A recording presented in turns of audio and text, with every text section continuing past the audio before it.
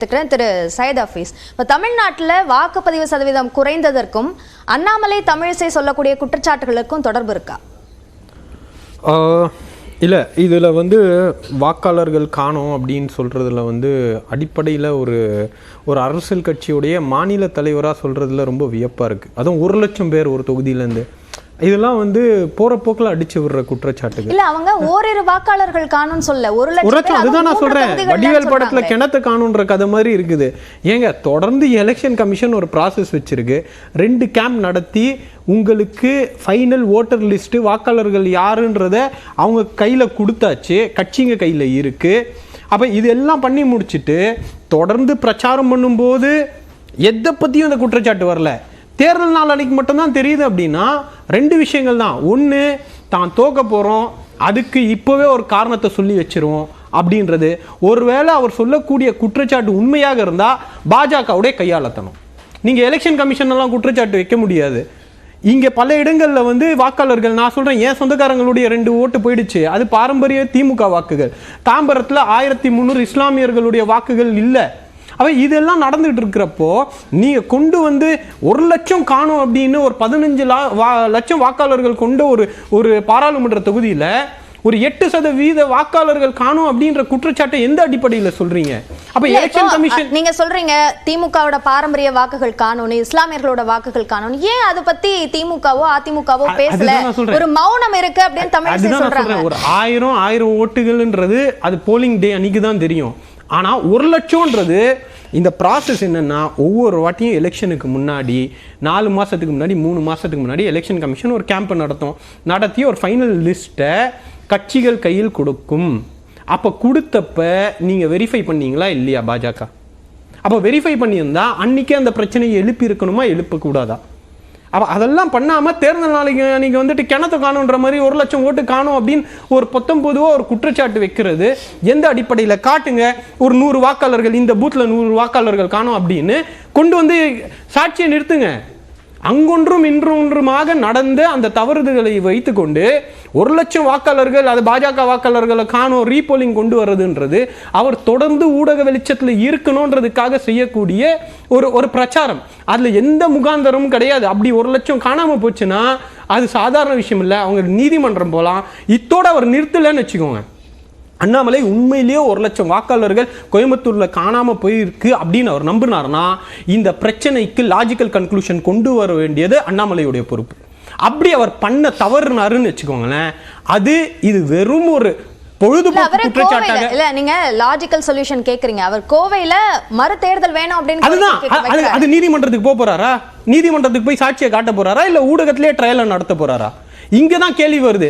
நீங்க போய் நீதிமன்றத்துக்கு போங்க, எலெக்ஷன் கமிஷன் தவறு பண்ணியிருக்கு, 1 லட்சம் பேர் வாக்குகளை செலுத்த தவறி இருக்கிறார்கள், எலெக்ஷன் கமிஷனுடைய கையாளத்தனம், அவர்களுடைய தவறுகளால் 1 லட்சம் பேர் அவர்களுடைய ஜனநாயக கடமையை ஆற்ற முடியவில்லை, இந்தாங்க ஆதாரம் அண்ணாமலை கொடுப்பாரா? அப்படி அவர் கொடுத்தாருனா தான் இந்த லாஜிக்கல் கன்க்ளூஷனுக்கு வரும். நீதிமன்றம் என்ன பார்வை எடுக்குதுன்றது அடுத்தது.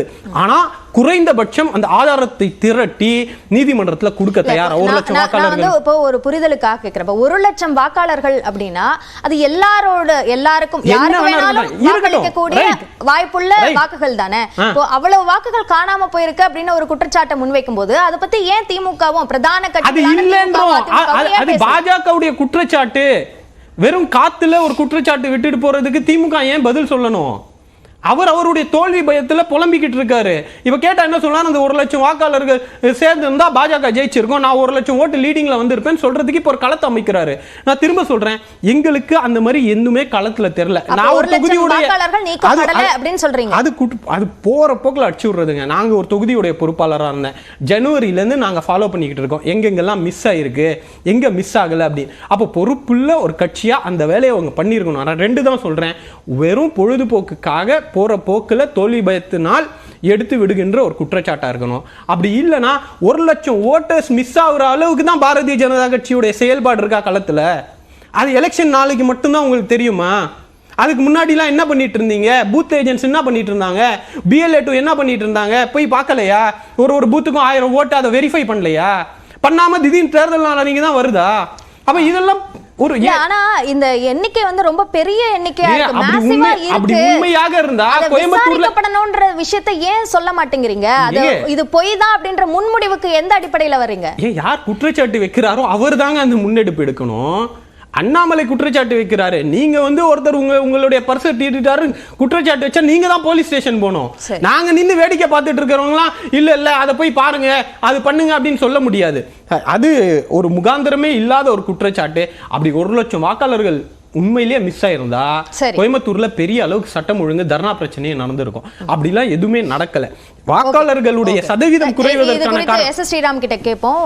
திரு எஸ்.எஸ். ஸ்ரீராம், இப்போ தோல்வி பயத்தினாலதான் போற போக்குல இந்த குற்றச்சாட்டை பாஜக முன்வைக்குது அப்படின்னு சொல்றாரு திரு சையத் ஹஃபீஸ். இல்லைங்க, எனக்கு தெரிஞ்சு எலெக்ஷன் கமிஷனாக இருந்தாலும் ஸ்டேட் எலெக்ஷன் கமிஷனோட இந்த ஓட்டர்ஸ் லிஸ்ட் எல்லாம் வந்து ஸ்டேட் கவர்மெண்ட்டோட லிஸ்ட் கொடுக்கறத வச்சு தான் அவங்க பண்ணுவாங்க. அது வந்து சென்ட்ரல் கவர்மெண்ட்டுக்கும் ஒரு ஸ்டேட்டோட லிஸ்ட்டுக்கு வந்து கண்ட்ரோல் கிடையாது. ஸோ ஸ்டேட் கவர்மெண்ட் ஒரு ரோல் ப்ளே பண்ணி தான் ஆகணும். ஃபண்டமெண்டல் கேள்வி என்ன, கோயம்புத்தூரில் ஹஸ்பண்ட் ஒருத்தவங்க இறந்துடுறாங்க, 4 வருஷம் முன்னாடி இறக்குறாரு, அவருடைய ஓட்டு இருக்குது, அந்த உயிரோடு இருக்கிற ஒய்ஃப் ஓட்டு இல்லைங்கிறாங்க. இது எப்படி சாத்தியமா இருக்கும்? என்னோட பிரதர் என்னோட ஓன் பிரதர் 2 எலெக்ஷன்ல போட்டாரு. நேற்று அவர் போய் கேட்கிற போது அவருக்கு அங்க ஓட்டு இல்லை. இது வந்து இந்த மாதிரி மெட்ராஸ்லயும் தமிழ்நாட்டிலையும் பல இடத்துல இந்த மாதிரி ஓட்டுகள் இருக்கு. நிச்சயமாக 1 லட்சம் ஓட்டு இல்லை என்பது திரு அண்ணாமலை அவர்கள் சொன்னார்னா, அதுல தமிழிசை அவர்கள் சொன்னாலும் பாசிபிலிட்டி இருக்கு. இப்போ ஆபீஸ் போற ஒரு சொன்னார் பாத்தீங்களா, தாம்பரத்திலே ஒரு 500 ஓட்டு இஸ்லாமியர்களாலே அது திமுக ஓட்டுன்று அவரே டிசைட் பண்றாரு. அப்புறம் மதவாதத்தை பத்தி அவர் பேசுவாரு, பாஜக மதவாதம்னாரு, இஸ்லாமியர் ஓட்டுனா அது திமுகன்னு அவரே டிசைட் பண்ணுவாரு. அது மதவாதம் இல்ல, அது வேற விஷயம். அப்படிதான் நீங்க சொன்னீங்க, அப்படிதான் நீங்க சொன்னீங்க. நீங்க ரீ ரெக்கார்ட் பண்ணி பாருங்க, அப்படிதான் நீங்க சொன்னீங்க. அதை விட்டுருங்க. நீங்க சொன்னீங்க ஐ அம் ரெடி, நீங்க போய் பாருங்க. இப்ப நான் ரெடி, நீங்க திருப்பி போய் பாருங்க. இப்ப நீங்க திருப்பி, அதனால தான் நான் உடனே சொன்னேன். அதை சொன்னதை வச்சுதான் நான் சொல்றேன். கேளுங்க ஒரு நிமிஷம். நான் சொல்றேன் என்ன சொல்றேங்க. நீங்க நான் சொன்னதை மிஸ் பண்ணாதீங்க. டென்ஷன் இல்ல, நீங்க சொல்றீங்க வேற போற போகல போய் நீங்க ரொம்ப கிளியரா சொன்னீங்க. என்னுடைய குடும்பத்தில் 2 ஓட்டு, என்னுடைய குடும்பத்தில் 2 ஓட்டு, கிட்டத்தட்ட 1300 ஓட்டு போய் இருக்கு. அது வேற இது வேற, அது வேற இது வேற. ஸ்ரீராமுக்கு ஒரு கிரெடிபிலிட்டி இல்ல. போற போகல அடிச்சு போவாரு. கத்துனா ஒண்ணு நடக்காதுங்க. நீங்க போய் சொல்லிட்டே இருக்கீங்க, வேடிக்கை பாப்போங்க. ஒத்துக்கோங்க, பேசாம வேடிக்கை பாத்துட்டு மதவாத பத்திலாம் நீங்க பேசாதீங்க. நாங்க பேசுவோம், அதுதான் என் பாயிண்ட். நாங்க பேசுவோம், போய் பேசுறது வேற. தனிப்பட்ட முறையில சண்டை வேண்டாம். இவங்க பண்ணாதெல்லாம் கரெக்ட், மிச்சவங்க பண்ணாதான் அது மதவாதம். அதுக்கான எக்ஸாம்பிள் இப்ப சொன்னதா சொன்னேன். குடும்பத்துல பாரம்பரிய இருக்கக்கூடிய ஸ்டேட் கவர்மெண்ட் லிஸ்ட் ஒழுங்கா கொடுத்தாங்களா, கன்சாலிடேட் பண்ணி கொடுத்தாங்களா, ஸ்டேட் எலெக்ஷன் கமிஷனுக்கு தான் பாயிண்ட். பாதி பேருக்கு அங்க போனா, என் வீட்டுல 2 பேர் 2 எலெக்ஷன்ல போடுறாங்க, இந்த எலெக்ஷன் கார்பரேஷன் எலெக்ஷன் போடுறாங்க, ஏன் இப்ப வரல, இந்த வாட்டி ஏன் வரல, இந்த மாதிரி பல இடத்துல இருக்கு. அப்புறம் வாக்கு பர்சன்டேஜ் ஏன் குறையும்? இந்த ஒரு விஷயத்தை ஒரு ஸ்டேட் எலெக்ஷன் கமிஷன் ஏங்க ஒழுங்கா பண்ண முடியல? ஒரு 10 எலெக்ஷன் போடுறவங்க அவங்களா டிசைட் பண்ணி எடுத்துருவாங்களா? ஒரு 2 போன எலெக்ஷன்ல போட்டவங்களுக்கு இந்த வாட்டி அவங்களுக்கு எதுக்கு, ஏன் அவங்களுக்கு எலெக்ஷன்ல லிஸ்ட் ஏன் இல்ல?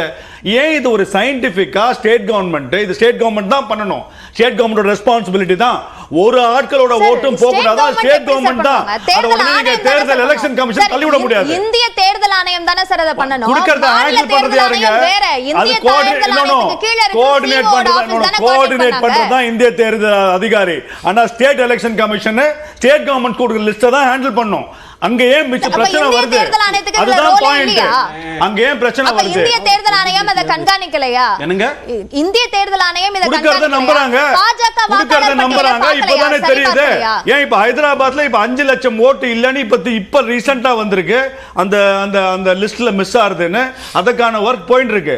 சோ ஸ்டேட் கவர்மெண்ட் இதுல வந்து விஷயம் ஹேண்டில் பண்றது ஏதோ ஒரு அஜெண்டாவோட பண்றாங்கன்றது நல்லா தெரியுது. காங்கிரஸ் கவர்மெண்ட் என்னமோ பண்ணுது தெலுங்கானால, அதுதான் இப்ப இங்க தமிழ்நாட்டுல ஏதோ நடக்குது. திமுக பேசி இருக்காது, ஆனா அதிமுக பேசி இருக்கணும்ல சார். அதிமுக பத்தி எனக்கு கவலை இல்ல, பாஜக பத்தி தான் நான் பேசுறேன். அதிமுக ரெஸ்பான்சிபிளா பேசியிருக்கணும். அது அங்காளி பங்காளி கட்சி அவங்க பேசாம இருக்கலாம், அது அவங்க தான் பதில் சொல்லணும், இல்ல அதிமுக ஆதரவாளர்களும் பதில் சொல்லணும். குளறுபடி பண்றது ஸ்டேட் எலெக்ஷன் பண்ணது ஒத்துக்க முடியாதுங்க. அவங்களால ஒரு பேசிக் இந்த ஒரு வேலை தான் அவங்களுக்கு. அந்த ஒரு வேலையை கூட ஒரு வாக்கு ஜனநாயகத்தை பத்தி படுகொலை கிடுகொலைன்னு பேசுறோம். அப்போ ஒருத்தர் கூட அவரோட ஜனநாயக கடமை செய்ய முடியலனா அப்புறம் எங்க அந்த மாநிலத்து ஜனநாயகம் இருக்கு? ஒருத்தர் கூட என்ன சார் அதாங்க பாயிண்ட். எல்லாரும் போடணுங்க. வந்தவருக்கு ஓட்டு இல்லைன்னு சொல்லக்கூடாதுங்க. வராதவங்களை பத்தி எனக்கு கவலை இல்லை.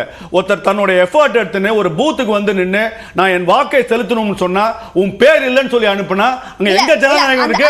அது எந்த அந்த மாநில அரசு ஏன் அதுக்கு தான் ரெஸ்பான்சிபிலிட்டி? முன்கூட்டியே பாஜக செக் பண்ணலன்னு கேக்குறீங்க. எதுக்கு இங்க பாஜக செக் பண்ணணும்?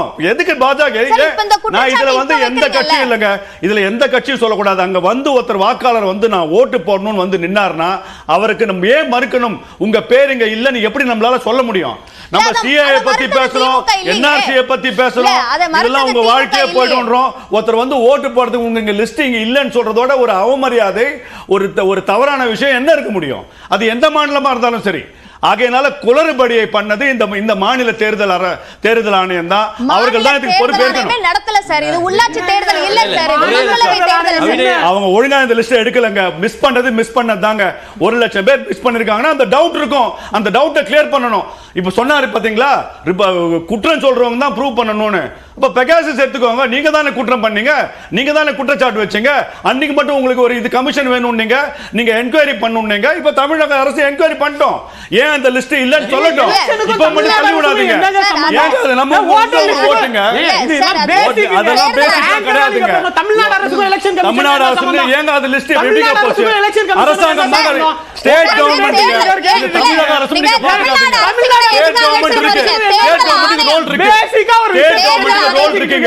ஸ்டேட் கவர்மெண்ட் ரோல் இருக்கு. இவங்களுக்கு இதே விஷயம் இவங்க எதிர்க்கட்சியா இருந்து இந்த மாநில கட்சி வேற கட்சியாக இருந்தால் இது ஒரு மிகப்பெரிய பிரச்சனையாக எடுக்கப்படும். ஆட்சியாளர்கள் அமைதியா இருக்காங்க. இதுல இருந்து உங்களுக்கு விஷயம் தெரியணும். நீதிமன்றத்துக்கு போக சொல்லுங்க அண்ணாமலை. நாங்களும் பலவாடி சொல்லிருக்கோம். கவலைப்படாதீங்க.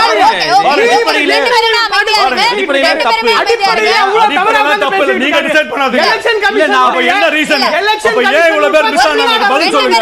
நம்ம இதுல தேர்தல் சொல்லணுமா? இந்த தமிழ்நாட்டுல ஓட்டு போடாதவங்க யார் செய்த தவறு? ஓட்டு போடாதவங்க யார் செய்த தவறுங்க? அது யாரு பொறுப்பேற்கணும்? அது ஒண்ணு உடனே தேர்தல் ஆணையம் இல்ல, மாநில தேர்தல் ஆணையம் எடுக்கணும். நீங்க அமைதியா இருந்தா தான் விவாதத்தை நடத்த முடியும்.